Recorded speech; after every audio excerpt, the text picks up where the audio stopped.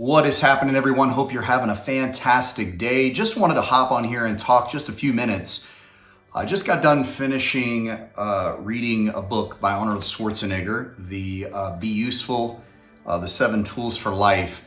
And there was a couple things that jumped out at me. And I highly recommend this book. It's a very easy read, especially if you like to read. It's a very easy to understand, and he really gets into a little bit of his life. It's pretty fascinating. He does have another book out called Total Recall that I am going to jump into, but very interesting journey that he has been on.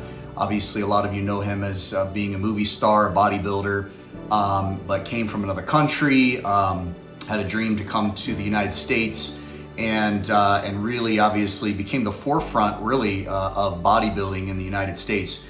Pretty fascinating story, but obviously, as I always say, you want to sit at the feet of people that have wisdom. And, again, do I agree with everything in the book? No, I don't. But at the end of the day, I don't throw the baby out with the bathwater. I take the pieces that I can apply and use in my life. And so he talked a little bit and had an entire chapter dedicated to basically keeping your mouth shut and becoming curious or becoming a sponge.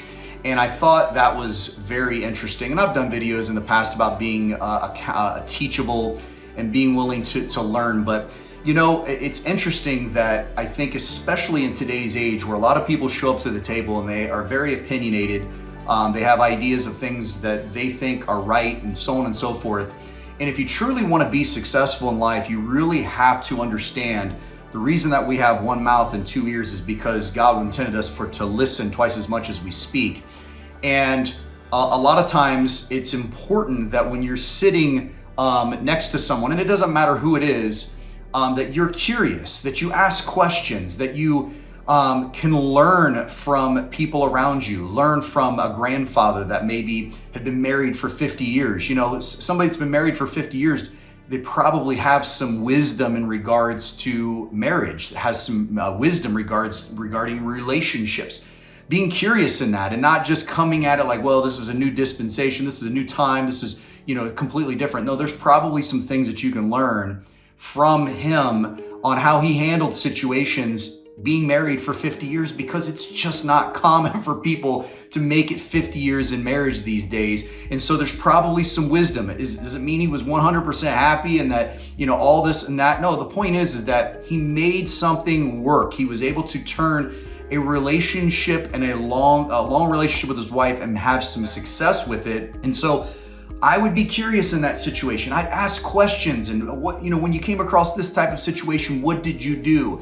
Or if you're sitting down with somebody that's maybe been in your industry for longer than you have, sitting down and not coming at the table and saying, oh, look at all these newfangled things, but actually being interested in hearing what that person has to say, because there might be a different perspective or a different point of view that you'll pick up something that will help you, right? So it's kind of the same thing if you're going to the gym. I'm not a gym buff by any stretch of the imagination. I go to the gym and work out, and I've read some books and I've watched some videos and so on and so forth. But I'll be fascinated. I'll watch people's the way they do things, the way they lift, their posture and their stance, and there's a correct way to do it where you don't get hurt. And so I'll watch or I'll ask questions because I'm not above all that. At the end of the day, I'm still learning. If you ever get to a point in your life where you're not learning something new, that's a scary place to be in, because none of us have ever arrived to this apex of, we are all knowing and know everything about everything.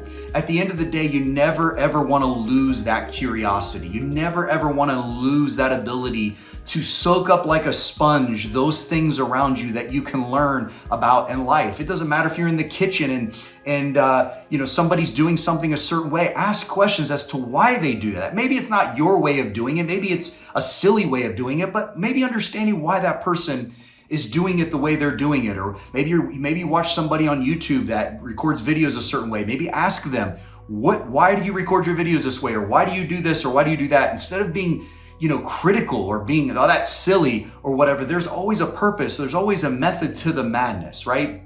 And so we have to be willing to be curious and to soak up like a sponge and be open-minded. I think that's the big key. I think that's kind of what I got from the chapter, is that you, in that curiosity, you're allowing your mind to be open like a parachute, because a lot of us go into every situation very close-minded, right? We don't want to hang out with these people because they think completely different than what we do. So we want to close them off. But maybe that person, maybe those people can teach you something. It doesn't mean that you have to adhere to everything that they think about. It doesn't mean that you have to agree with everything that they think about or that they say or whatever the case may be. Again, at the end of the day, we have our own ideologies, we come up with our own things, but we do have what we call confirmation bias. We have these tendencies to stick hard to certain things that we believe because that's just the way we were raised to believe, and we've never questioned or we've never been open-minded to certain things. Especially when it comes to business. Maybe you watched your dad do it a certain way and you think that's the only way, and then you see somebody else do it and they have a little bit more success. And again, you're just being open-minded and not so close-minded to, well, this is the way I've always learned it, so this is the right way.